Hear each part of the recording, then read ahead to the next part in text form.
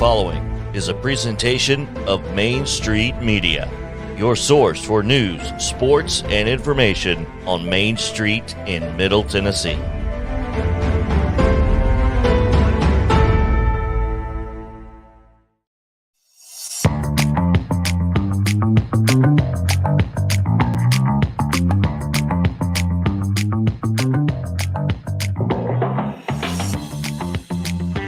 Welcome into Reaction Monday edition of Main Street Sports Today, live from First Horizon Park in Nashville. Site of the Sounds Media availability opening day tomorrow. On the show today, we'll be joined by Nashville Sounds manager Rick Sweet to talk about his roster and, of course, the upcoming season. And it is Masters Week.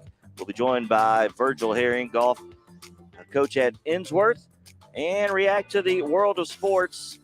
Not much went on over the weekend. Not much going on tonight. We'll find something to talk about. Live from Horizon Park in Nashville with the Hall of Famer and the designated hitter for the Nashville Sounds, Mo Patton, the Sundrop kid from Alabama, Chris Yao. JP, somehow at some point today, we got to turn the camera around on Mo, because Mo is absolutely decked out today, and I'm loving it. We can make that happen. He's got his old school Sounds jersey and cap on, and we've got somebody out here playing. Are they practicing for tomorrow's first pitch? That may be it. This may be the ceremonial first pitch for tomorrow, and then practicing a day early, well, like if everybody. That's the case, his first mistake is going off the mound. Yeah, never go off the mound. Go. Come to the cut. At least. I mean, discretion is the better part of valor, man. Yeah. And unless you are a pitcher, don't go off the mound. That's not bad though. He's done well sometimes. Anyway, it is Monday. I mean, that last pitch was okay. The pitch. See, look, he's not terrible. He's not worse. terrible. No. I mean, Could he's be not. Worse. He's now his catcher on the other hand. That's not great. Yeah, oh man, what a beautiful backdrop it is here on this Reaction Monday, and we're looking forward to getting into it. And speaking of first pitches, Mo, our top story today brought to you by Main Street Murray, mainstreetmurray.com. You had a story go up today. Vince Springer, Culleoka baseball coach, has been suspended from both coaching and teaching at Culleoka. So this is an interesting story. The second-year baseball coach at Culleoka was ejected from a ball game on March 25th. That was a week ago, Friday night, at home against Incl. And last Tuesday, over spring break, he met with his administration and central office administration and was informed that he would be suspended from teaching and coaching duties pending an investigation into said ejection. So, talking to some other baseball coaches around Murray County, talking to MCPS athletics director Chris Pointer, not Chris Yao, he mentioned that it is unorthodox that a coach be suspended from teaching duties following a ejection from an athletic contest, but as Chris Pointer is quoted in the article on mainstreetmurray.com, based on the information they had been provided and the best interests of the district, the school, the team, and all parties involved, it was thought that an investigation into Springer's ejection was necessary. So, well, we can talk more about it a little bit later, of course, and we'll do so. But again, it is 4 minutes past 2:00 here, and we are at First Horizon Park in downtown Nashville. As you can see, the downtown Nashville skyline. What you do not see is the AT&T building, but you can get a little bit of the Regions building, even if it does say we work on the side, Mo. Just a little bit past that UBS building, you would see what is affectionately known as the Batman building. Yeah, I I had never paid a lot of attention. The few times I've been here to First Horizon Park or First Tennessee Park or whatever it is, I had never really paid The attention. future first TD Yeah. Ameritrade or whatever. I had not paid attention to the fact that the Batman building is not visible from here, and that's pretty crazy. But and what's sad is I think I'd rather see the Batman building than the UBS building, just to be honest. I don't even know what UBS is. It's some kind of investment something, I think, which explains why we don't know anything. Something about financial, yeah. Yeah, exactly.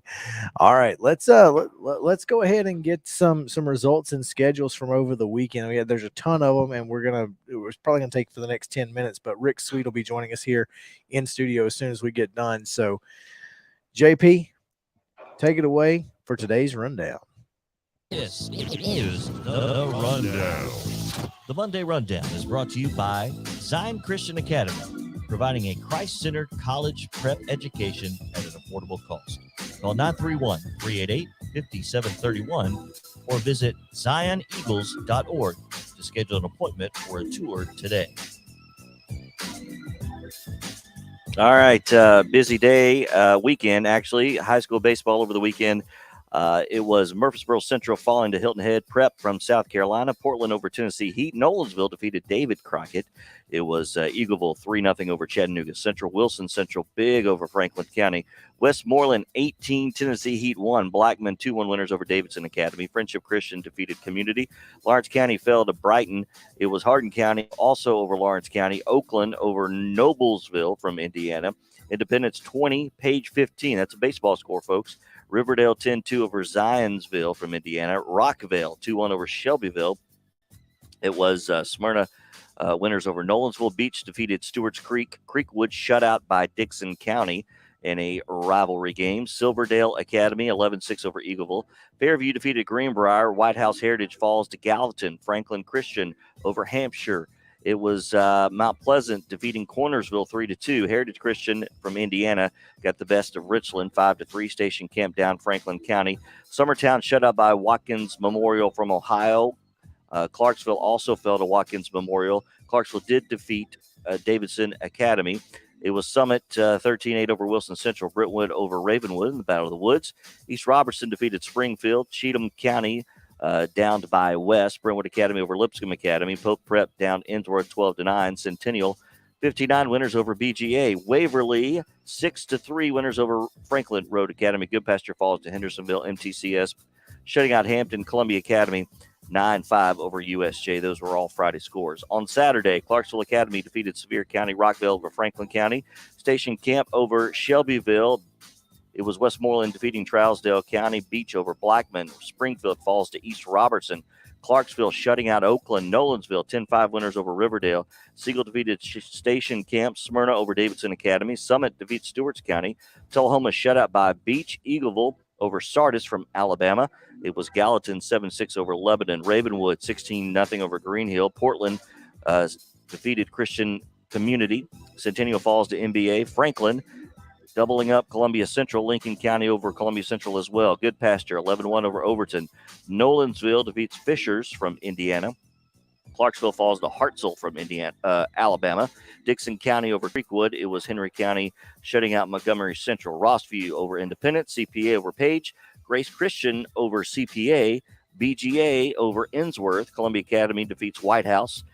Lipscomb Academy 1-0 over FRA. And Friendship Christian 18-0 over Traders Point Christian. High school softball from Friday. Greenbrier over Alcoa. Westmoreland Best Post Prep. It was Smyrna falling to Sparkman from Alabama. Beach over Jackson Christian. Moore County defeats Fairview. Greenbrier over Bowling Springs from South Carolina. Lauderdale County from Alabama defeats Loretto. Moore County 5-1 winners over Grace Christian. Richland falls to Columbia Central. Summertown with a pair of wins over Stewart's Creek and Columbia Academy. Columbia Academy did defeat Franklin. Westmoreland over Sycamore. Franklin falls also to Friendship Christian.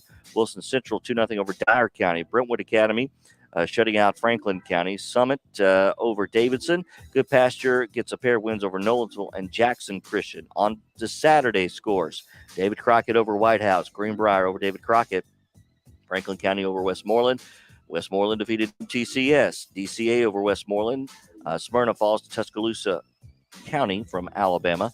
Gallatin with a pair of wins over Evangelical Christian and Obion County. Lexington defeated Gallatin.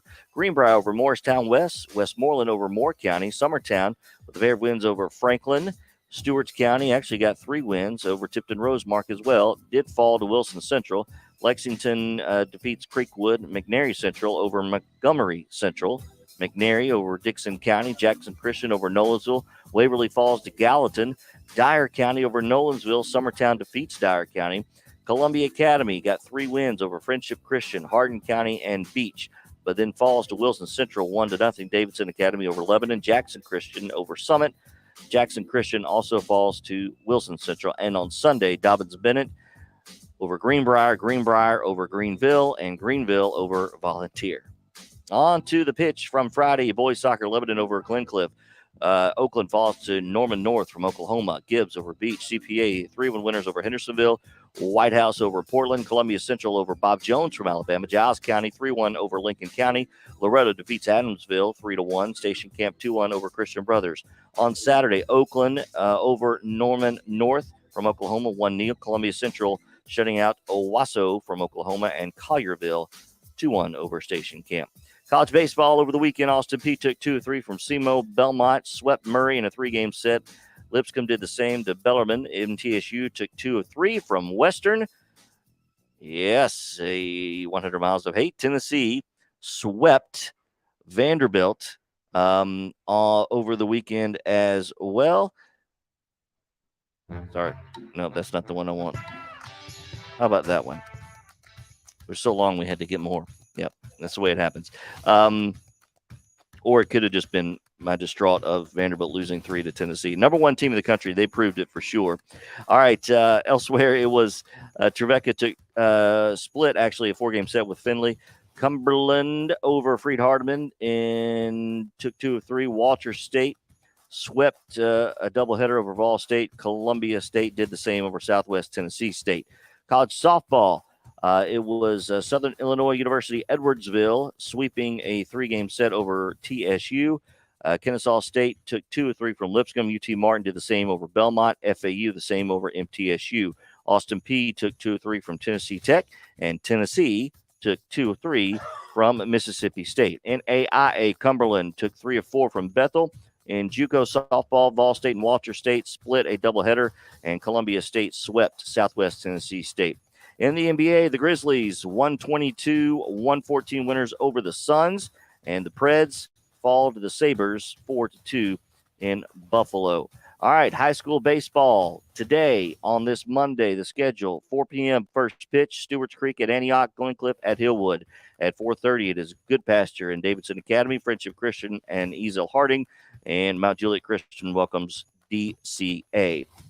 At 5, Joe Burns at East Robertson, Cane Ridge at Smyrna, Cheatham County hosts Fairview. 5:30, Santa Fe welcomes Richland, Hampshire at Wayne County, Zion Christian at Perry County, and Nashville Christian at Clarksville Academy. At 6 tonight, Blackman hosts Siegel, Trousdale County at East Nashville. Riverdale will host Rockvale. Collinwood at Colioca, and Summertown heads north on 20 to Lewis County to take on the Panthers. 6:30, Spring Hill at Marshall County. Page versus Lawrence County is Murfreesboro Central at Hume Fogg. Mount Pleasant at Loretto. Greenbrier at Portland. White House Heritage hosts Springfield. Ravenwood is at Independence tonight. Summit welcomes Columbia Central. West Creek at Clarksville. Rossview at Northeast, and Columbia Academy hosts MTCS. 7 bells tonight. White House at Montgomery Central, and at 7:15, Station Camp at Beach. High school softball today, 4:30, first pitch, Harpeth Hall at Lipscomb Academy and Columbia Academy at Grace Christian. At 5, Loretto at Mars Hill, Bible from Alabama, Friendship Christian at Westmoreland, Lincoln County at Page, Richland hosts Colioca, Easel Harding at Good Pasture, hosting Good Pasture, Cascade at MTCS, Nashville Christian welcomes St. Cecilia. 5:30 today, Station Camp at Trousdale County, Dixon County hosts Summit. At 6, it is Rockvale at White County, East Robertson at Gallatin, Wayne County at Summertown. At 6:30 tonight, Spring Hill hosts Lawrence County, Riverdale at Stewart's Creek, Brentwood at Green Hill, Lebanon hosts Springfield, Smyrna travels to Mount Juliet, and at 7, Columbia Central is at Shelbyville. In high school soccer today, 5 o'clock, first touch, Colioca at McEwen, 5:30, Richland at Fayetteville, Zion Christian at Loretto, and at 7 tonight, Dixon County is at Northwest. JUCO baseball today, Cumberland JV at Ball State at 3. It's a doubleheader. And college basketball, yep, Kansas, North Carolina, 8:20 Central on TBS for the national championship. That is your Monday rundown, brought to you by Zion Christian Academy.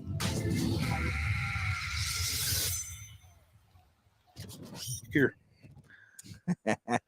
All right, we'll be right back on Main Street Sports Day, presented by Mid Tennessee Bone and Joint. Back to First Horizon Park right after these messages. So stick with us with Rick Sweet coming up in studio.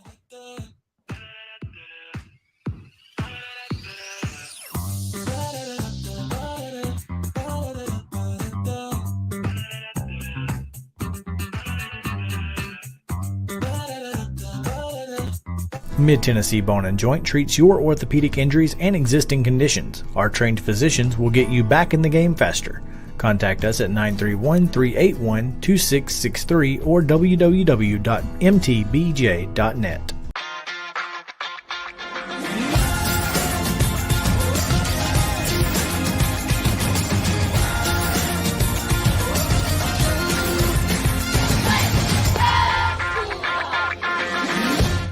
Hey folks, while we take a quick break from the show, I want to tell you about our friends over at Custom Stone Handlers in downtown Columbia. Ed Rich and his team at Custom Stone Handlers believe in leadership. And outside of the military, our greatest leader building platform is sports. Custom Stone Handlers proudly encourages young people to get in the game.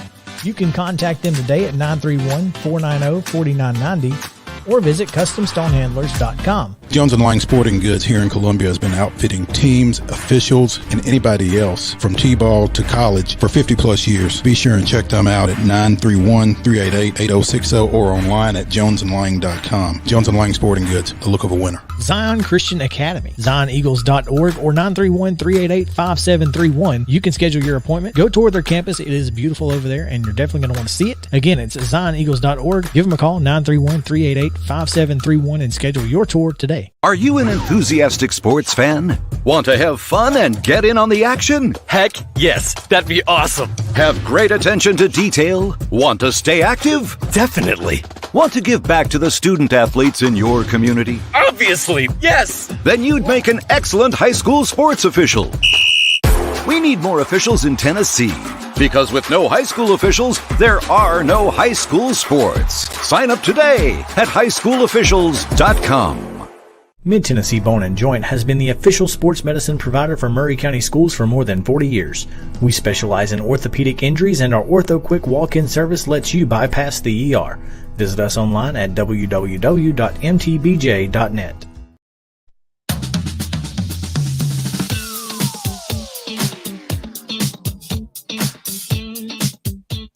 Welcome back in to Main Street Sports Day, presented by Mid-Tennessee Bone and Joint, live here from First Horizon Park at Nashville Sounds Media Availability Day.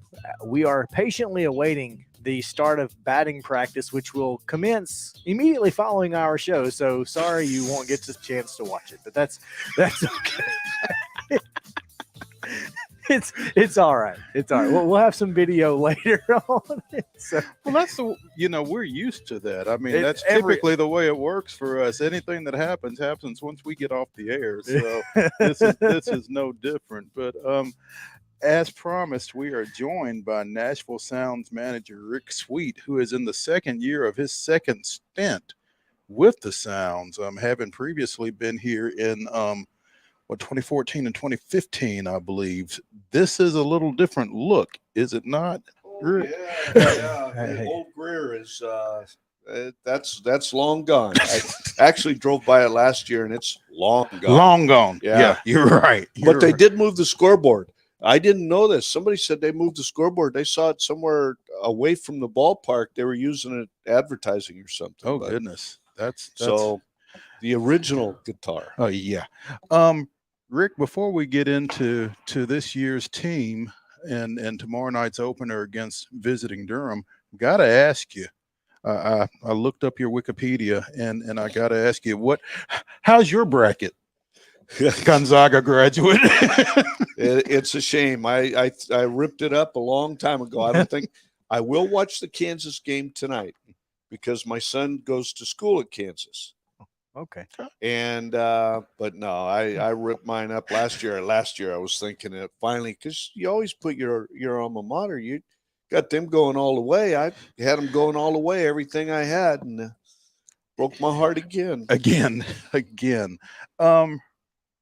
Rick obviously got to be excited. The Sounds, a AAA affiliate of the Milwaukee Brewers.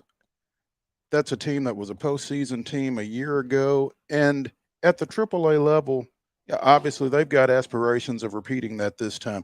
How does that affect you and how you go about your business? Well, number one, it affects me from the standpoint that we've actually been in the playoffs 4 years in a row. They expect a fifth year up there. That means I have to have players here that can go up and help them. We went through a close to a record number of players last year, roster wise, going back and forth. And, the Brewers depend on us here at AAA having players ready for them to help them win ball games, and along with that, you want to win here also. You don't want to send a group of guys up that are used to losing, because that's the attitude they may have. So it's important that we win ball games here also to help them at their level. That's kind of what I was thinking, because in a lot of situations, if the big team isn't winning, isn't playing necessarily for anything, you're more in a developmental mode here. Yep. Here, you're trying to keep guys ready, like you said, to go up there and contribute in the middle of a pennant race. Exactly, and that means we need to be in a pennant race also. It just it keeps the juices flowing, and we've done a pretty good job of that. We're either in the playoffs or we are pushing right up to the end of the playoffs. And now where it hurts us is we get to the end of the year, they take all of our players and kind of leave us a little short at the end. But that's all right too. Well, that's our job to figure that out later. Looking over this roster that you do have, a lot of names that folks will be familiar with if they came out to the ballpark last year: Corey Ray, Weston Wilson, obviously Bryce Terang. I could go on and on. But one specifically is Ethan Small, who came up late last year and, of course, resides right here in southern Middle Tennessee in Spring Hill. Got to be thinking that you're going to get a lot from him, and likely to see him kind of go up and down maybe a little bit throughout this year. I think there's a good possibility that he's our opening day starter. For that very reason, he's in that position to be that number one guy for us, and we expect him at some point to help the major league club.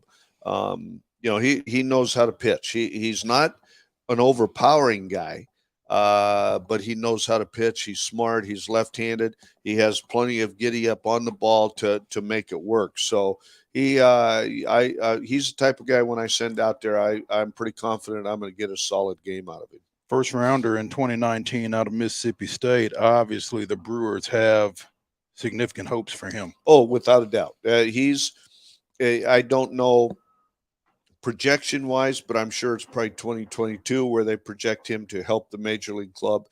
And as far as some of our top, I'm sure he's in the top 5, 6, 7 organization-wise of our prospects. You got 3 first-rounders on here, 18 first-round pick Bryce Terang, and then, of course, Corey Ray, who Maurice and I watched him last year, and just every time he's on the field, he's a treat to watch. He does some fantastic things out, especially on defense out in the outfield. Yeah, last year he really was putting his game together, and then he ran into leg problems. Yep. And he came back, and he was doing pretty good, and he did it again. And that pretty much finished him for the year. My expectations personally, and I know his expectations, I'm looking forward to him getting off to a good start. And being the type of ball player that we drafted him number 1 to be, and that's to help the major league club. Speaking with Nashville Sounds manager Rick Sweet, as the Sounds prepare for their season opener tomorrow here at First Horizon Park against visiting Durham. Game time is at 6:35. Rick, you mentioned some of the top prospects. According to MLB Pipeline, top 30 prospects in the Brewers organization, Bryce Terang is listed at number 4. Small is number 7. Catcher Mario Feliciano at 21. and right-handed pitchers Alec Bettinger at 23 and Dylan File at 25. Now, File was here last year as well, so we've gotten a good look at him also. Yeah, he and Bettinger both pitched here, and we've got organization-wise, we've got some exciting young players. We had a little bit of a lapse last year in Double-A, but that hole's been filled really well by some young guys that had great years in A-ball last year. That bodes well for Nashville and for the Milwaukee Brewers. We got more young guys now finally starting to backlog and get, we traded 5 of our top players to get Yelich. And that leaves a big hole. When you trade 5 of your top prospects to get 1 player, not a bad player we got. Not a bad player you got. But it kind of leaves holes, and we finally filled in those holes, and we're getting guys back. But we absolutely, being here in Nashville, it's the best ballpark in the league. There's no doubt about it. It's the best city in the league. And I've been in a game a year or two. Best fans in the league too. I love the fans here in Nashville, and no better place if you have to be. I heard one of my players just say this just yesterday. If you have to be in AAA, this is the place to be. He's been in the game a year or two, y'all. Former San Diego Padres, former New York Mets, former Seattle Mariners catcher Rick Sweet with us here on Main Street Sports today. Rick, it's not AAA if you don't have some of those veterans, some of those guys that have been back and forth, and you've got one that a lot of local folks are familiar with, left-hander Rex Brothers, who played his high school ball down at Shelbyville Central, and apparently lives in my hometown, Franklin. Folks sneaking in there on me, but got to be glad to have him. So somebody snuck in your hometown and you didn't and know I it? didn't know. They did not clear that with me. I would have signed off on it, but nobody asked. I guess I'll make sure I ask if I come down your way. They just knew. Yeah, they knew it'd be all right. So, but yeah, having him, that veteran presence in the middle of a bunch of up and comers is always a big deal. Makes a big difference in a ball club, and especially at this level here, you get that veteran guy, because we get young guys coming up, but you want those, and he's already influenced people. You can tell by his personality and the way he goes about his work, and he's going to be fun to watch, and that is something else. It's nice to have the local flavor. A couple guys from here locally. We had that. What was that guy's name? Dillard or something like that? Yeah, that guy. Yeah. Timmy's one of my favorites. So it makes a big difference. Yeah, and I guess housing wasn't a problem for him. I hope not. or a lot of these guys. You mentioned it. One of the best is the best ballpark in the league, and the International League is a little different. Last time you were here, we were going west, young man, but now we see a lot of different teams, a lot of new teams. How cool is that to be able to kind of get to these away games a little quicker than you used to? It makes a big difference. They have really streamlined the minor leagues.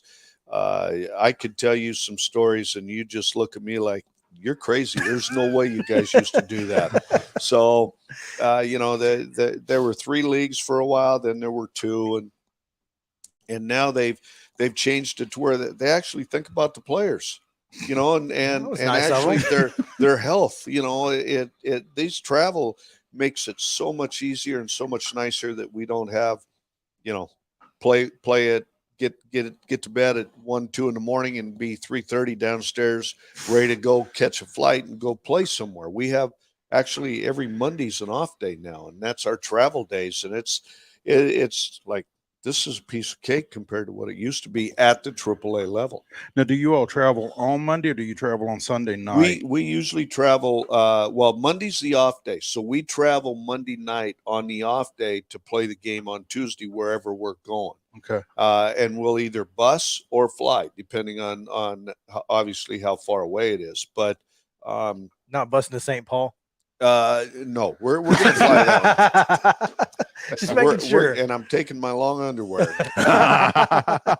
Who knows what we're going to get late April? And you know why we're going to get this week? You know why we're going to St. Paul? I did not realize this. They ask all the minor league affiliates, who would you like to play? Who would you like to see? Well, Minnesota and Milwaukee have a rivalry, goes way back.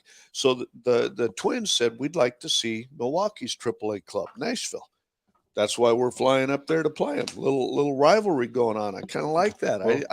I had not heard, but again, MLB's taken over and they've changed some things, and they actually ask questions that make sense. And St. Paul, having long been an independent league mainstay, I guess, finally getting into affiliated baseball. I know they're excited no matter who comes in there, but particularly the Brewers organization. My girlfriend is actually from Western Wisconsin, and when we fly up there, we fly into the Twin Cities and drive over. So that's the left side, JP, of Wisconsin. The left side of Wisconsin. Yes. But clearly there's a lot. And I guess when Milwaukee was in the American League, I'm sure that was quite heated. Oh yeah, it definitely was, because that people go back and forth. That's where people go. A little bit of the Vikings Packers on the diamond, I guess. No question. Skip, thanks for taking some time with us today. We really appreciate you hanging out, and looking forward to this season. Not looking forward to the potential snow on Friday, but other than that, we'll be all right. Snow on Friday. Yep. See, he didn't know. Now you know. Why'd you do it? It's okay. I'm hoping to jinx it. Now I'm happy I moved batting practice back so you don't get to watch it. We really appreciate your time, man. Thank you so much. Looking forward to this season. You know what? So am I. Look forward to seeing you guys again. Thanks. Sounds good. Thank you, Rick. All right. When we come back here at First Horizon Park on Main Street, Sports Today presented by Mid-Tennessee Bone and Joint, we will talk some more baseball, high school level, and, of course, this weekend series, Ut-Vandy. So let's get back to the diamond right after this.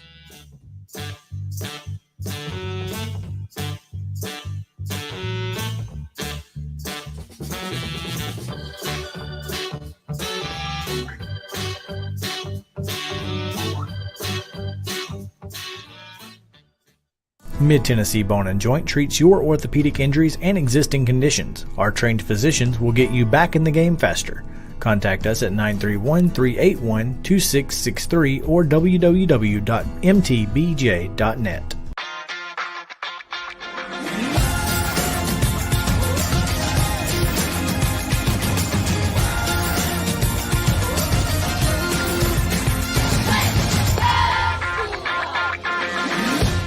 Hey folks, while we take a quick break from the show, I want to tell you about our friends over at Custom Stone Handlers in downtown Columbia. Ed Rich and his team at Custom Stone Handlers believe in leadership. And outside of the military, our greatest leader building platform is sports. Custom Stone Handlers proudly encourages young people to get in the game. You can contact them today at 931-490-4990 or visit CustomStonehandlers.com. Jones & Lang Sporting Goods here in Columbia has been outfitting teams, officials, and anybody else from T-ball to college for 50-plus years. Be sure and check them out at 931-388-8060 or online at jonesandlang.com. Jones & Lang Sporting Goods, the look of a winner. Zion Christian Academy, ZionEagles.org or 931-388-5731. You can schedule your appointment. Go tour their campus. It is beautiful over there, and you're definitely going to want to see it. Again, it's ZionEagles.org. Give them a call, 931-388-5731, and schedule your tour today. A game without a crowd is just a scrimmage. A performance without an audience is just a rehearsal. Without your presence, high school sports and the performing arts aren't possible. Ensure that these essential extracurricular activities continue to enrich the lives of students in Tennessee. Purchase a ticket to your local high school's game or performance. This message presented by the TSSAA. Mid-Tennessee Bone and Joint has been the official sports medicine provider for Maury County Schools for more than 40 years. We specialize in orthopedic injuries, and our Ortho Quick walk-in service lets you bypass the ER. Visit us online at www.mtbj.net.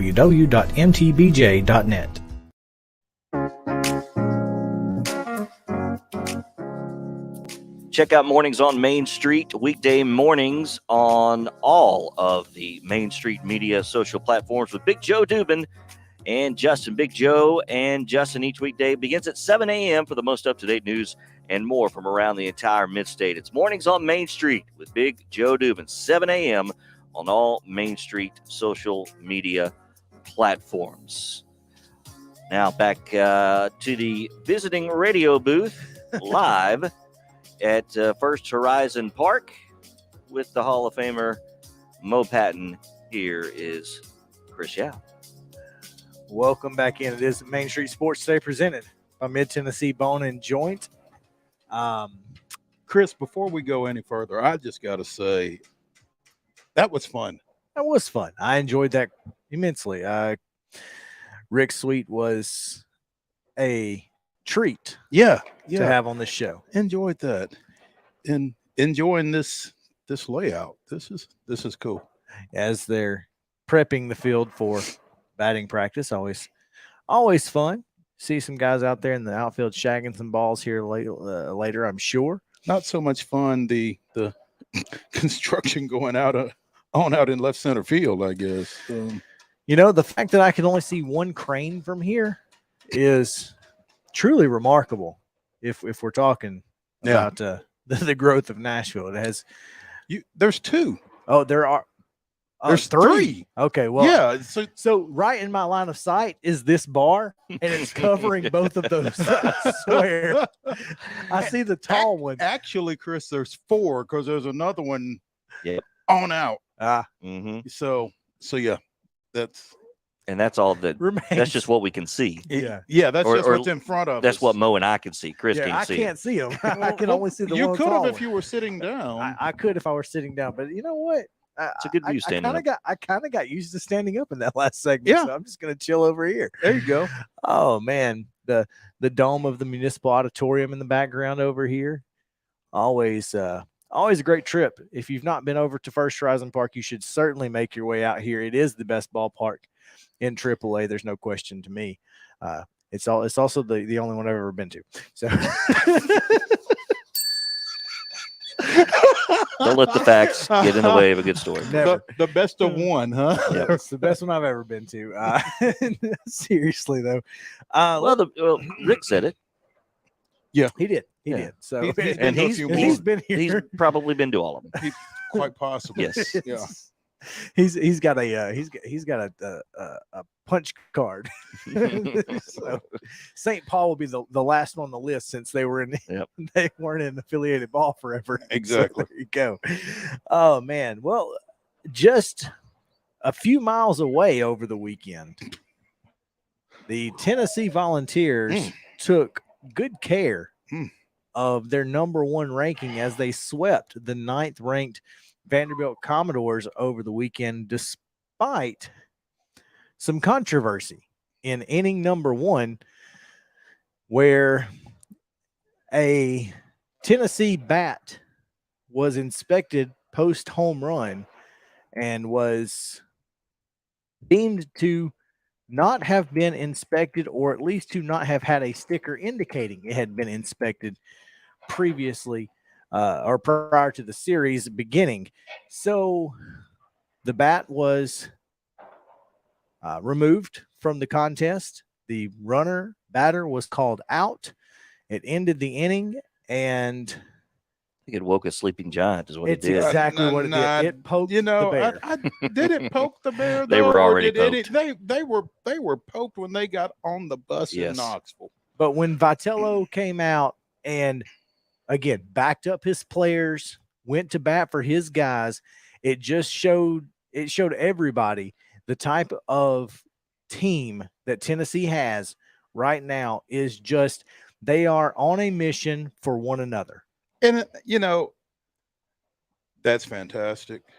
They're playing some really good ball right now on both sides.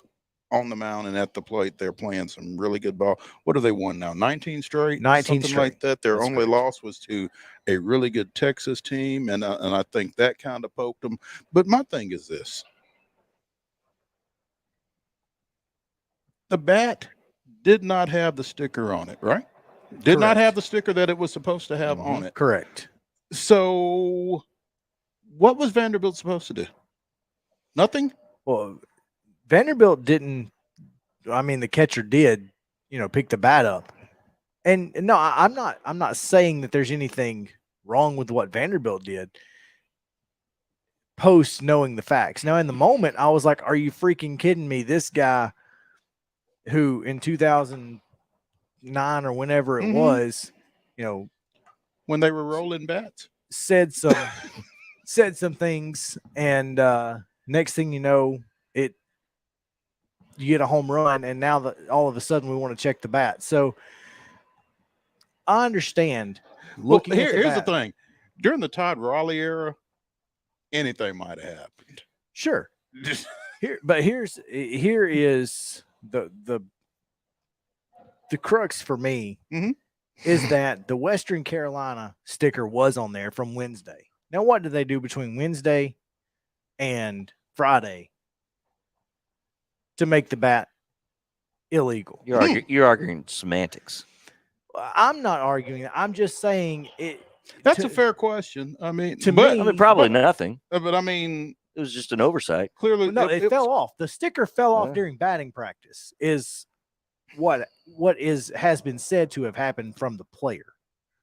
He used it twice during batting practice. He goes, I watched it fall off and I didn't think about it. He will next time. I bet he does. There you go. Lesson learned. Yeah, it's it's a rule, and it is what it is. But I mean, I don't think Tennessee needed that. No. To get any more fired up. So it's a great series. As I said, when we had Kevin Ingram on Thursday, was it Thursday? Sure. Yeah, exactly. When we had Kevin Ingram on last week, as I said then, it's a shame that this was a week 3 series. You would have liked to have seen this a little bit farther down in the year. The good thing is Vanderbilt's got time to recover. Sure. And it really doesn't. But what gets lost is all of a sudden Vanderbilt's lost 5 straight SEC games. Vanderbilt has lost 5 straight SEC, 2 in South Carolina, and then the sweep over the weekend to Tennessee. But I don't think that, again, it's late March, early April. This is not the time that you're worried about Vanderbilt. You worry about Vanderbilt in May when Hoover comes around. Well, and conversely, if you're Tennessee, I'm not sure that this is the time to really start feeling your oats either. No. You take this as it is. It's a 3-game sweep, just like you swept down at Oxford. But I'll tell you this, 2 road sweeps in a row in the SEC. Top 10 teams. That doesn't happen often. The number 1 team in the country, allegedly. And a top 10 team. And then a top 10 team. I mean, they're playing some really good ball. You don't win much of anything in April. I think what I think with Tennessee is the fear of peaking too soon. They probably, I think this team is good enough that they're going to be in that top tier conversation, I think, the whole season, unless they have some major injuries. But, it is a long season, and you take wins when you can get them. And if you sweep teams like that, that's great. But, just if I'm Tennessee fan, I'm just fearing, are they peaking too soon? I don't think 100 miles an hour peaks. I think you're right. I think they've got the team that. Here's the thing. Here's the thing. I don't know where you're going, but here's the thing. Tennessee swept Vanderbilt in 3 games at Hawkins Field, and Blade Tidwell never touched the mound. That was exactly where I was going. As a matter of fact, I was going to say they did it without their ace, and they only had 1 inning out of Burns. 1 inning. Man, because Sunday. Oh, Beam was on the beam. Yes, he was absolutely sensational. Yeah. I mean, you could have thrown this Nashville Sounds lineup at him. I'm not sure they could have hit it. I mean, when you get that out of a Sunday starter, that was as good of a performance as you could have asked for from anybody. And I'm sure I'm sure that Vitello probably had some guys lined up in the bullpen ready to come out and and they kept scoring. I mean, it was 1-0 when I turned it on in like the sixth or whatever, and then they picked up 2 in the 7th, 2 in the 8th, and then 2 again in the 9th. And at that point, it's like, let him roll. Yeah, once they broke it to 5, it's like you and he was only at 107, 108. So I mean, yeah. Because every time you open that bullpen door, you never know what's coming out of it. So let him roll. Oh, we did. We let him roll all the way to a complete game shutout of the Vanderbilt Commodores. This we over here. It's all right. He's got a mouse in his pocket over there. Yeah. Leave him alone. Okay. When we come back, it is halftime, and should be fun. So stick around on Main Street Sports Today, presented by Mid-Tennessee Bone and Joint. We will be right back after this.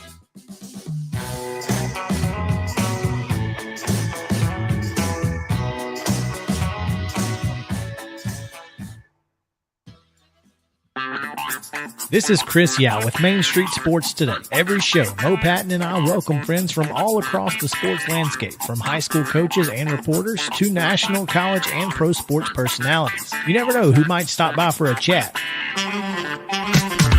AP Tennessee sports editor, three-time Tennessee Sports Writer of the Year 2020 TSWA Hall of Famer. She covers the Titans, the Predators, the Grizzlies, college football, and hoops. Please make welcome Teresa Walker. Former University of Tennessee, former Team USA Olympian, ex-Cy Young Award winner, R.A. Dickey. R.A., did I miss anything? Man, that was sweet.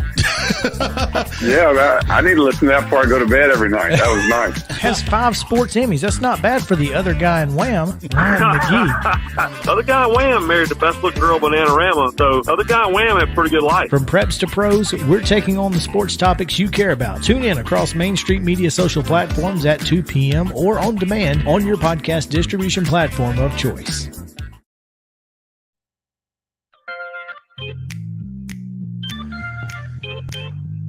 Well, we are back here at First Horizon Park live. You are looking live downtown Nashville. Thank you, Brent Musburger. There we go. Go ahead. But It's halftime. Yeah. And, you know, if we're not talking food at halftime, we're probably talking TV. So There's that. Jody and I finished up Friday Night Lights. Oh, yesterday. All right. the whole thing. Finished it up. And obviously they knew that the series was ending. I mean, they didn't leave you hanging. They left you hanging, but they didn't leave you hanging. You know, Eric and Tammy moved to Philadelphia. Vince is going to be quarterback at Dillon. You know, they just scattered everybody, and that was a pretty good way to end it, I guess. I mean, it was interesting. It was an interesting show. I'm glad I finally, even though I was late to the party, I'm glad I finally got there. I'm glad you did too. I thought it was a great show. It really was. I enjoyed every bit of it, and would probably rewatch it.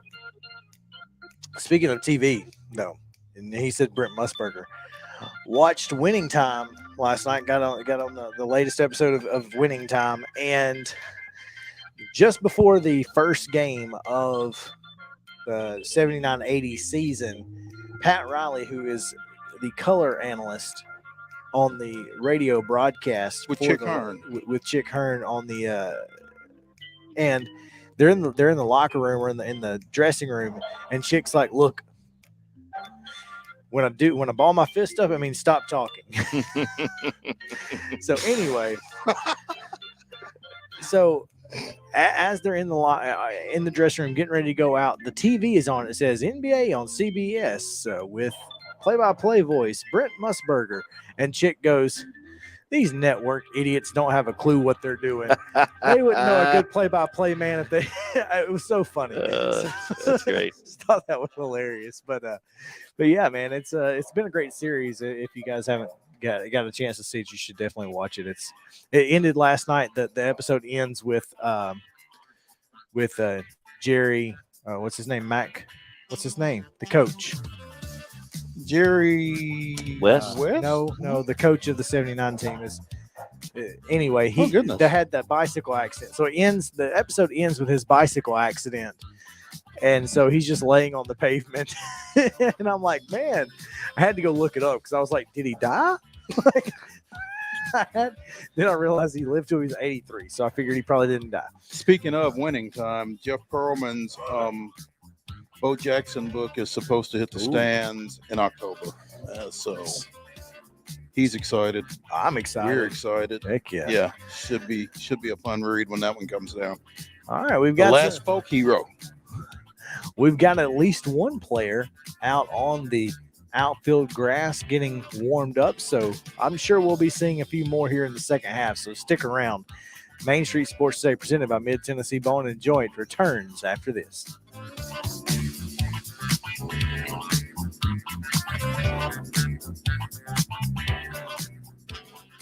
Are you an enthusiastic sports fan? Want to have fun and get in on the action? Heck yes, that'd be awesome. Have great attention to detail? Want to stay active? Definitely. Want to give back to the student athletes in your community? Obviously, yes. Then you'd make an excellent high school sports official. We need more officials in Tennessee. Because with no high school officials, there are no high school sports. Sign up today at highschoolofficials.com.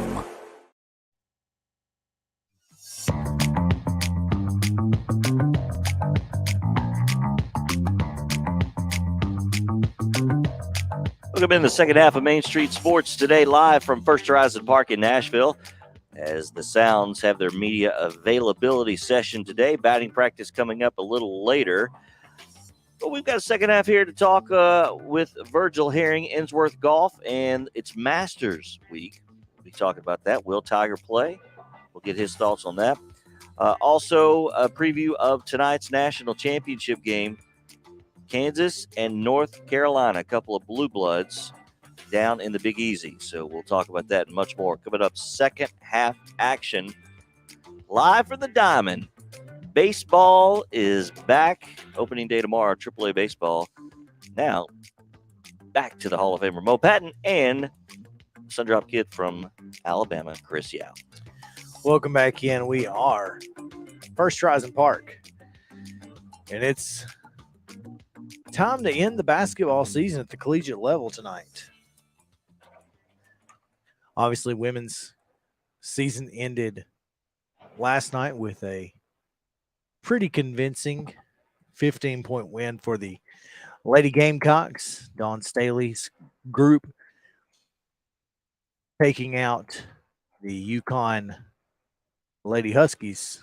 And like you said, Mo, it's a lot easier to stomach UConn getting to the finals as long as they get shellacked like they did last night. Absolutely. Absolutely. No question. The only number 2 seed to advance to the Final Four, as we've talked about earlier on these airwaves, and, you know, somehow defeated a pretty good Stanford team in the semifinals on Friday night. But yeah, that was fun to watch. that was fun. I mean, even when they cut it to 3, I think, in the second half, South Carolina had an answer for them, and they just beat them. They beat them on the boards specifically. But it's a great win for South Carolina, and great win for Dawn Staley, her second in 5 years now. They won it in 17, I think. Yes. So you know, just huge for her and for that program.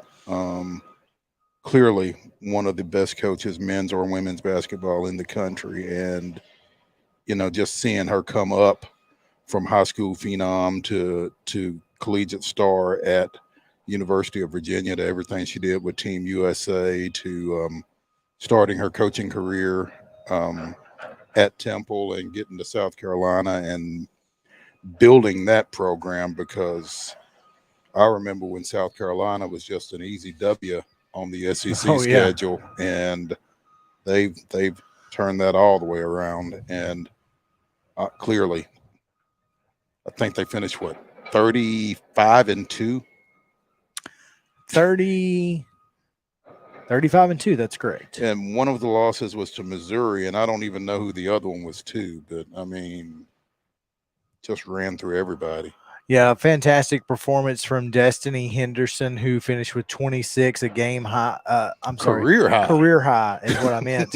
Not game. It may have been a game high, but also held Paige Buckets to 14 points.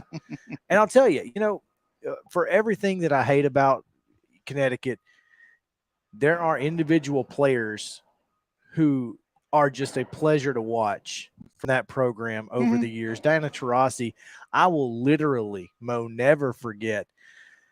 She dribbled to the right side of the lane once, jumped into the air, got fouled, switched the ball from her right hand to her left hand, and made the shot before she landed to get the bucket and the foul. Stuff like that is just, there are players who come through women's basketball like Diana Taurasi, Paige Beckers, and you just kind of have to watch them. And I'm trying to talk without going through UT players, but you have to watch them with a little bit of a shade on if you are a UConn hater, as I am.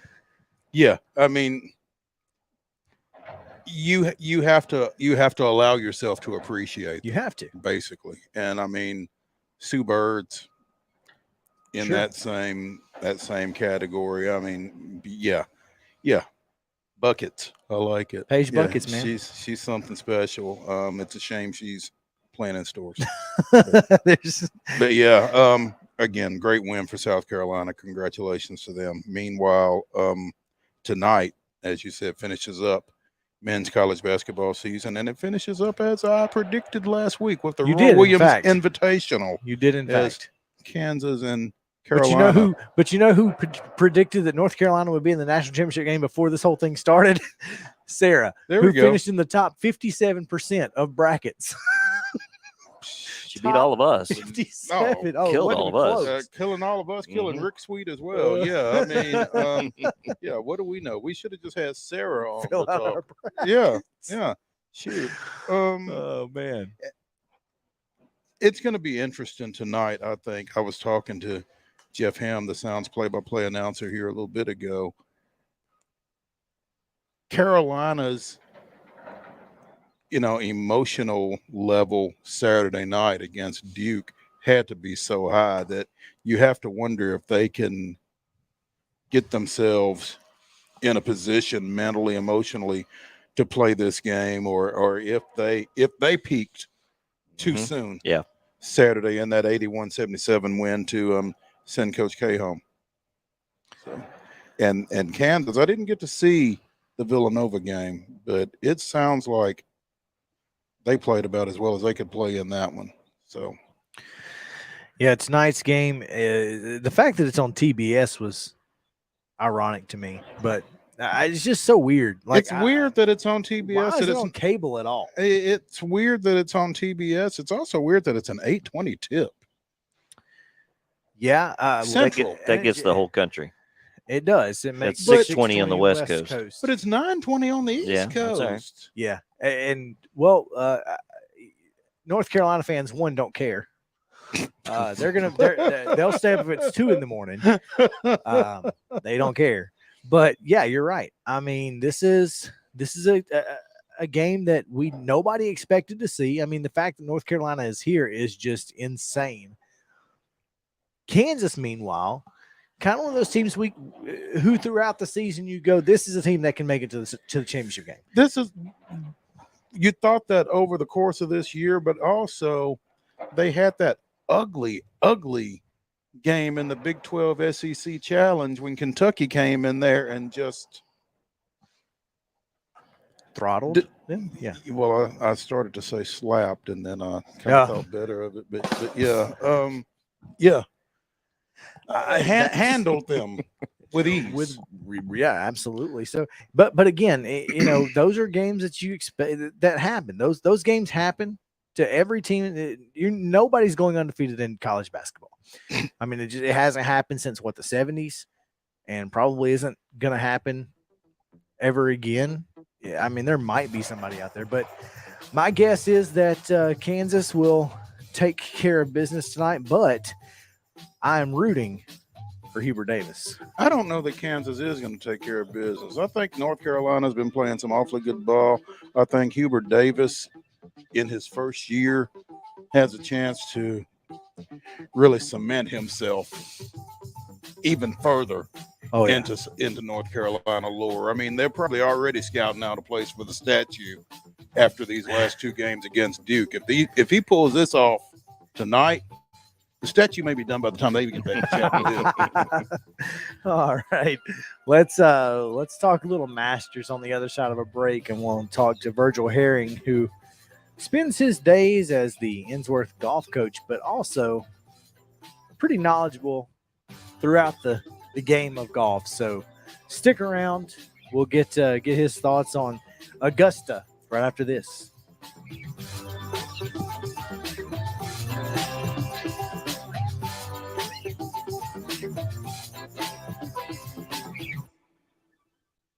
Mid-Tennessee Bone and Joint treats your orthopedic injuries and existing conditions. Our trained physicians will get you back in the game faster. Contact us at 931-381-2663 or www.mtbj.net.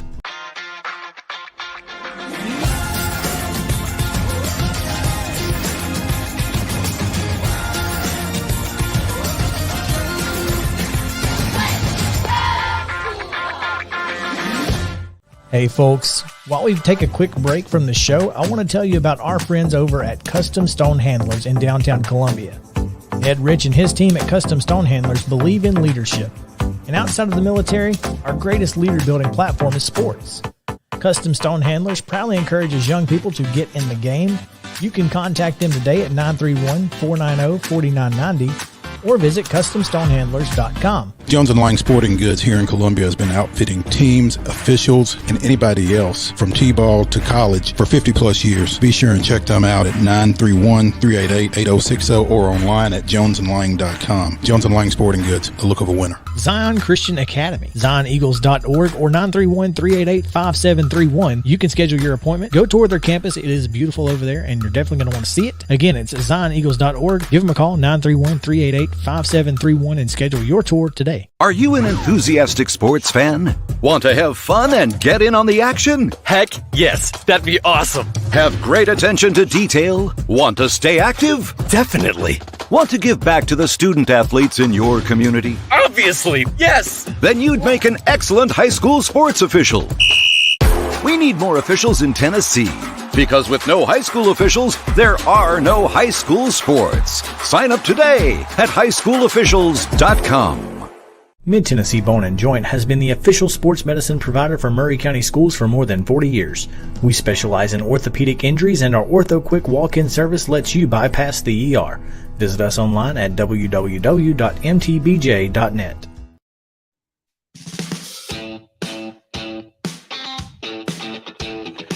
Welcome back into Main Street Sports today, presented by Mid-Tennessee Bone and Joint. Chris Yao, Mo Patton, live from First Horizon Park here in downtown Nashville. Looks like the ball club has made its way, and they're congregating on behind the third base dugout ahead of batting practice, which will begin around 3:30. So should be fun. Right now, though, we want to talk about a different type of grass.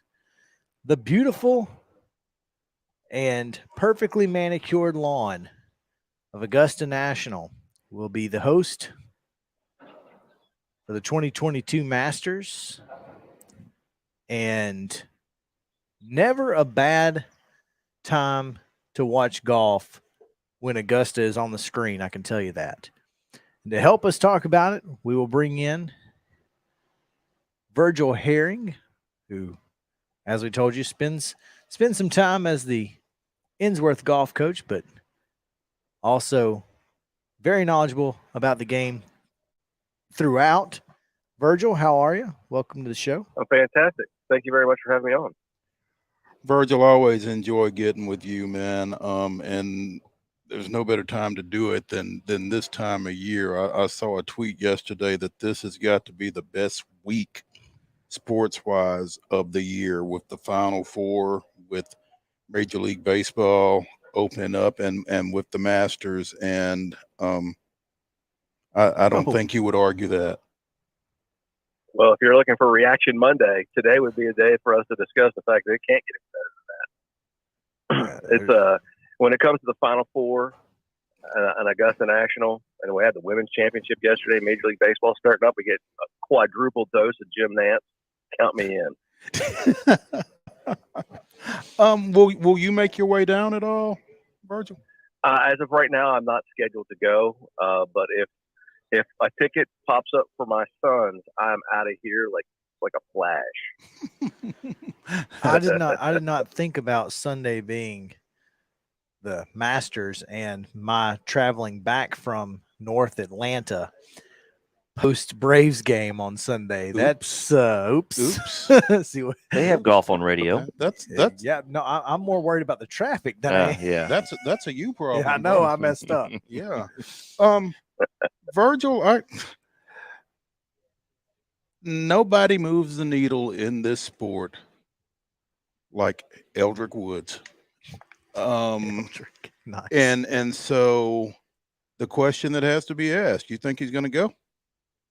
I do think that he's going to play. I think he's going to do everything he can to play. He wouldn't be there if he wasn't. But I think he has to do some testing. And I think what it really comes down to is he has to play. And it's not so much, obviously if it bothers him while he's playing, that's one thing. But I think he's more worried about how he feels the next day when he wakes up. Mm-hmm.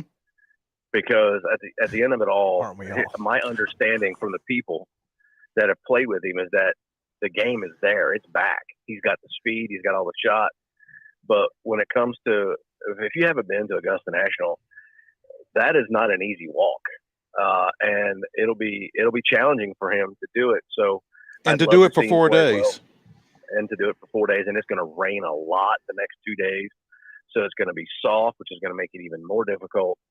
So at the end of the day, I hope he plays. I hope he plays well. If he's hitting it as good as Justin Thomas and a couple other guys are saying that he's hitting it, he's already eclipsed what would have to be the greatest comeback in the history of sports. To be able to do it again would leave it. I don't even know if I had to be able to speak about it. I would just tip my cap and move on. But it's super exciting to have him back. This is obviously a different version of the comeback. Most people thought, first he's lucky to be alive, too lucky to have both legs, and now he's getting ready to play in the Masters again. So very exciting moment for us all, for sure. Obviously, like Mo said, nobody moves the needle like Tiger, but the fact that Hideki Matsuyama is looking to follow up last year's performance with another great performance. He skipped the players with an injury, withdrew from the Texas Open. What's the word on Matsuyama? I would probably, I think that he is forcing himself to play. I think his neck and his back are really bothering us. It's interesting. If you've had back injuries like I have back injuries, your lower back almost always leads to a neck problem coming up, and then your neck problem leads to lower back problem. So I think that he's struggling. The game of golf is really hard on the body. Most people wouldn't realize the fact that there's no sport in the world that creates more horsepower than a golf swing. So for people to think that it's not an athletic sport, they're terribly mistaken. I just think that he's not in a great place right now. His game's not sharp and he's injured. I don't expect him to make the cut. That's tough. But, understandable. The injuries are injuries. It doesn't matter who you are.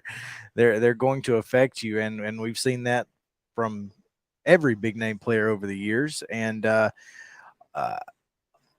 name we will not see is Lefty will not be on the course, from what I understand. Yeah, he's not going to play. So that's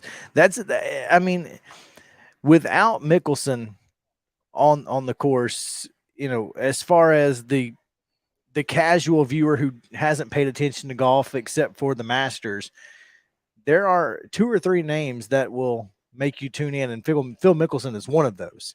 So that's a big blow for the casual viewership of the Masters. But in reality, Sunday, most people are going to be tuning in. For sure. So what would make folks tune in? Say Tiger doesn't make the cut. Phil's not there. Jordan Spieth's struggles continue. What's the storyline that would make the casual fan tune in on a Sunday? Rory McIlroy completing the career Grand Slam. That would be history making. It would make him the 5th player to do so, cement him as one of the greatest players of all time. I think there's a lot to be said about winning a career Grand Slam because it takes all different kinds of talents to win each one of them, and that's why that's really one of the greatest gifts. I think if Brooks Koepka wins, he has that way about him that he almost can will himself, similar to Tiger, just not as cool, but nevertheless, Koepka would be interesting. I think Jordan Spieth would be interesting. I just think he's struggling too much to do it. And then other than that, you're left with, there's a bunch of great players that are playing at the top of their game right now. Cameron Smith won the Players Championship. Does he move the needle? No. Scotty Scheffler, does he move the needle? No. But they're not. They're good. They're really great guys, and it could be the victory that gets them the notoriety that they deserve. But the needle, if Tiger is not in the picture, Mickelson's not there, there's no question the number one story is Rory completing the career Grand Slam, and anything else other than that would take some deep dive information to get people excited about. Speaking with Virgil Herring, director of golf at the Ensworth School here on Main Street Sports today. Getting ready for the Masters. Starts up Thursday down at Augusta National. Virgil, as you talk about McIlroy and the career Grand Slam, in this day and time with the parity in golf kind of being what it is, I mean, it's not like you're going to see a Grand Slam ever again, it doesn't feel like. But the career Grand Slam, like you said, certainly is it's more than just a notable accomplishment. Oh, yeah. I mean, I'm not quite sure that it might be the accomplishment other than winning them all in the same year or in a calendar year. Mm-hmm. But, I think that what we're going to see is that McIlroy is headed toward Greg Normanville, which is, it's the only one he wants. It's the only thing he puts on his schedule. It's a big, big deal. And the pressure, I think, is getting to him. I think it's obvious that it's getting to him. And I would, obviously, he's my favorite player, so I would love to see him do it. But to me, it almost seems like for him to win it, he's going to have to backdoor win, where he comes from like 4 or 5 back, shoots a low round way out in front of the leaders, and doesn't really have to face the pressure. Certainly his putter doesn't need to face the pressure. And that's how I think he could win. I mean, he could certainly run away with it, because if there's anybody who has the game to run away with a golf tournament, McIlroy's in a very, very short list of people that can just flat out scorched earth a tour event. So that would be interesting too, because he's done that. He's won by 8 for the PGA Championship and won by 8 in the U.S. Open, so it's not like he can't do it. But it just doesn't seem like the same Rory McIlroy that did that. So we'll see what happens. But I think that would be such a great story for the game. It would be especially great considering he missed the cut last year. Yep. And like I said, I mean, it just feels like he's wearing a backpack of burden that weighs 500 pounds. that final major championship and all the things that go with it, I can't imagine the pressure. So, I mean, in some ways, it kind of reminds me of Greg Norman, because how bad Greg Norman wanted it and how many tragic losses he had. So let's see what happens. It should be interesting. Well, if the pressure does get to him, it'll be in front of a full house. First time since 2019 that Augusta National will be full for a Masters event, and that's got to play into it a little bit, because it's a little different when you see the patrons and everyone standing along the side and the fairways and of course in the grandstands. But it's a beautiful sight when it is full. Well, there's nothing in sport. I mean, I think Wrigley Field has a touch of it, but there's nothing that has the echoes of the present and the past and the future simultaneously as the echoes of Augusta National when somebody of note is playing well. It's one of the coolest experiences that you could ever have, and it's certainly a sacred place, and I always look forward to it every year, because it's the greatest major championship in the world to me. It's the second greatest event behind the Ryder Cup in all of golf. And I just love Augusta National, everything it stands for. I do too, man. Looking forward to getting it started, as I guess practice rounds are underway, or they start Wednesday? Yep, they are. So they're going to be dodging weather. Yeah, they'll be dodging weather. So good luck. They'll be trying to get everything in today because the next 2 days are going to be kind of wet. Well, obviously, the tournament will begin on Thursday and culminate on Sunday. Should be a lot of fun. Virgil, thanks for taking some time with us and sharing your knowledge. We appreciate it. I am not a golf aficionado of any sort. I don't know how much Mo knows. I don't play much and I don't play well, and I'm sure those have something to do with each other. But no, it's nice to be able to reach out to somebody with the knowledge of a Virgil Herring. So Virgil, we really appreciate your time, man. My pleasure. Y'all have a wonderful day, and let's see what happens. Sounds good. Thank you. I would love to see Roy win it. I mean, there aren't many. The 2019 Tiger Woods win was just remarkable, and it was worth the time I took to watch, the final round, because it culminated with that. Now, if Rory were to somehow pull it out, that would be worth the time to watch it. But there's just not much else going on that makes me go, yeah, I need to keep an eye on this story. Well, again, if Tiger's in the hunt on Sunday, that'll change everything. Oh, there's no question. Every time I go back to the original Kings of Comedy with Cedric talking about how everybody's on the golf course now with Timberlands and trying to borrow the golf cart to go to the store. Yeah. Oh man, but that's it. I mean, that's what Tiger Woods brings to golf as a sport. Or an athletic event, depending on your definition of sport. Now, here's the X factor. Don't go there. Don't go there. The fact that he's been away for the period that he has, does he still move the needle? I feel like he does. There's no question. That's not a question. I think even more so because of that. Because of? Because he has been away. Absolutely. I think Tiger Woods, as long as he is playing, I think if he moves to the senior circuit at any point in the future, he moves the needle there. It almost makes the senior circuit worth watching on television. If and when he decides to make that move. They call it the Champions Tour now. I'm sorry. Yeah. Is that what the only thing I know about that is they play once a year in Birmingham. Okay? They do, yeah. They play the Greystone. Robert Trent Jones, of course. They play at Greystone, and that's all I know. That's literally all I know about it. Anyway, let's talk some more baseball. Final segment of this Monday. We'll talk some Braves on the other side. Stick around. Main Street Sports Today, presented by Mid-Tennessee Bone and Joint, comes back after this.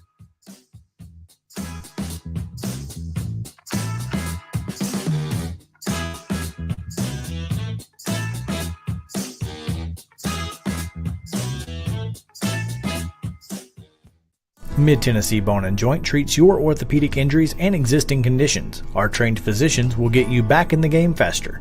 Contact us at 931-381-2663 or www.mtbj.net.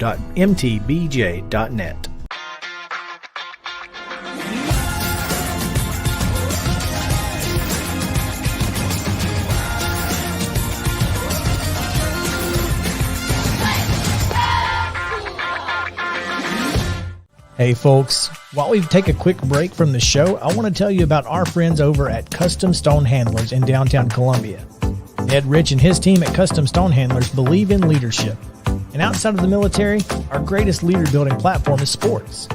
Custom Stone Handlers proudly encourages young people to get in the game.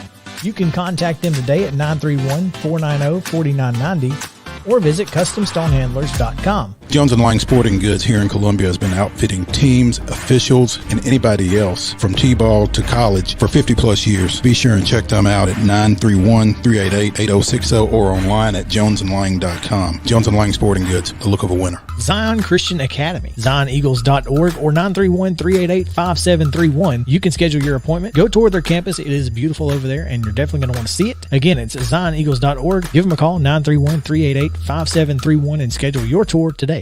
A game without a crowd is just a scrimmage. A performance without an audience is just a rehearsal.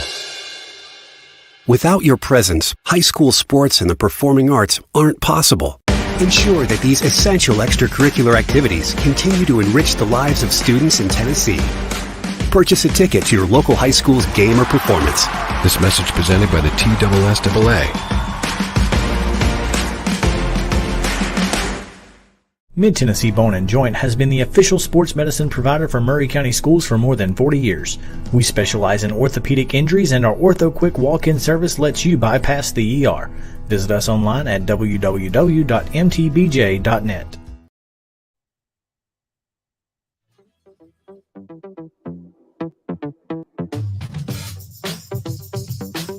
Main Street Today is your half-hour coffee break with Devin O'Day, featuring lifestyle inspiration and entertainment news. Main Street Today airs live weekdays at 11 a.m. Central, or you can catch it on demand on all Main Street Media social platforms, including highlights on Instagram at Main Street Today Radio. Take your daily coffee break with Devin O'Day on Main Street Today, weekdays at 11 a.m. on Main Street Media social platforms. Welcome back in. It's Main Street Sports Day presented by Mid-Tennessee Bone & Joint, live from First Horizon Park here in downtown Nashville, ahead of batting practice and media availability for the Nashville Sounds. So we will have something for you. We'll probably get a little video later on. Looking forward to sharing that out. But tomorrow's opening day, 6:35, you said?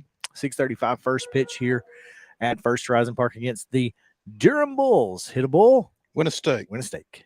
We don't have a bull here. If hit the guitar, who knows? Yeah. Not sure what you can get. Maybe a set of strings. Nonetheless, Mo, before we get into baseball, we just got a text message. Little breaking news. Finally. Out of from south, During our show. from Go z- figure. from just south of here. We spoke last week about the resignation of Jay Johnson as girls basketball coach at his alma mater, Franklin High School. Well, they replaced a graduate with a graduate. Rachel Hahn, who had been an assistant under Jay, 2014 graduate. That's hard to believe. Youngster. That's hard to believe. My son graduated in 14. Man. Rachel Hahn, 2014 Franklin High School graduate, will replace Jay Johnson as girls basketball coach at Franklin. She had previously been an assistant at Ravenwood, and she's also been a soccer and softball assistant. She played collegiately at Marable College, following her high school career at Franklin. So I wonder if she played with kindergarten coach. I bet they were there pretty close to the same time. Pretty close to the same time, probably so. Yeah, interesting. Catherine Upshaw. I call her kindergarten coach. I couldn't think of her name off the top of my head. I thought you just said that, but I did. I mean, I didn't realize you didn't know. Yeah. I was like, "What's her name?" Kindergarten coach. So maybe we can get a Franklin Culleoka game here at some point. But that'd be weird. Yeah, Rachel Hahn, new coach of the Lady Admirals. Congratulations to her. All right, let's talk a little Braves baseball, Mo, because again, this is opening week, Thursday. The Braves and Reds will open the season at Truist Park. 8:00 start, I believe, on ESPN 8 o'clock 2. Eastern or Central. I would hope it's not 8 o'clock Eastern. I mean, it's 8 o'clock Central, 9 o'clock Eastern. That would be ridiculous. This would be so. But like an 8:20 tip isn't? Well, I don't disagree with you. I'm just saying. No, you're right. It's a 7:08 Central Time start for that Cincinnati game. But yeah, on the Deuce, I believe. So, man, win a world championship, can't even get on regular ESPN. JP, ain't that something? Well, God, they might have some Tiddlywinks tournament or something going on ESPN. Maybe if we weren't playing the Reds. It's true. It's like, give me the ding. That is a two-way street, isn't it? Yeah, it really is. I mean, that's rough. I'm just glad they're getting to open the season at home. Well, I mean, it took a lockout to do it, but still. It took a lockout. But it is what it is. And this Braves club has had some struggles in the preseason, but in spring training, and I had to explain this to Sarah because she was, the Braves got killed today. I'm like, well, listen, one, they're playing AAA and AA players a lot of the time. Two, even your best pitchers are not. They're using pitches they don't normally use. They're trying to make pitches better. They are, working on things that they need to work on. It's not supposed to count. Nobody has won a World Series in March. Well, the Mets celebrated winning one in March last year. There we go. And we see how that went. We see how that turned out. So, but yeah, this is exciting time. Like I said, I will be heading down over the weekend. Going to go to the aquarium on Saturday and the game on Sunday, and try to drive back and beat the Augusta traffic, I guess. Good luck with that. Nonetheless, it has been announced that reliever Luke Jackson has been placed on the 60-day injured list, not to be confused with the disabled list. Yeah. With a torn ulnar collateral ligament. But I don't know that any other bullpen would be as equipped to handle the loss of someone who has seen as much work over the last 2 years as Luke Jackson has, any better than the Braves. Yeah, and when you add in the fact that they went out and got Kenley Jansen and the other guy, Darren O'Day. No, he was there. Tyler Thornburg. No, the Giants guy. Oh, Jay Jackson. No. Cannot think of his name. Save my life. It was the first guy we signed though, like out of the gate, and I can't coming off an injury, and I can't think of his name. Kirby Yates. That's it. Yeah, Padres guy. Not not Giants, but NL West, whatever. He's still recovering sure from some work as well, because that's what we like to do is collect arms that are coming off of injuries. But they also have Colin McHugh, right? They've got Tyler Thornburg, who we did sign. Yeah.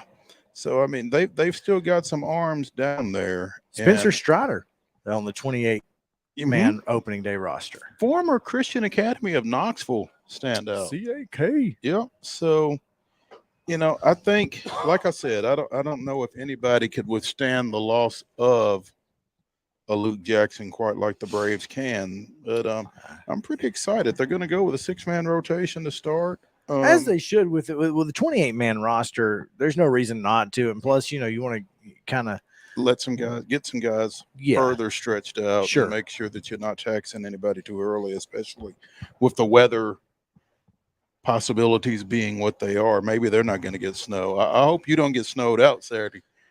Yeah. I think it should be okay. I don't know. We'll see.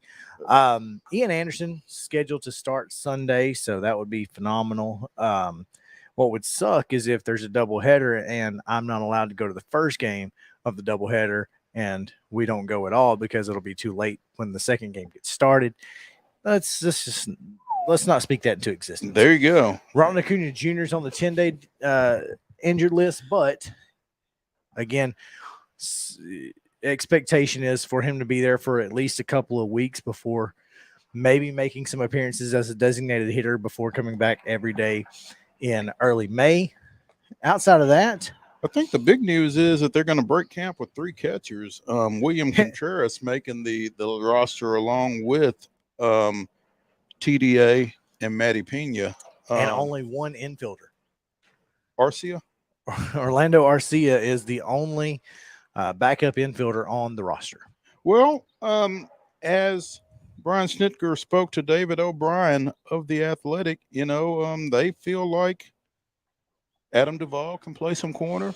He's been on the dirt. Austin Riley can move across. And with the DH, unless something significant happens, you're not necessarily going to be looking for extra infielders anyway.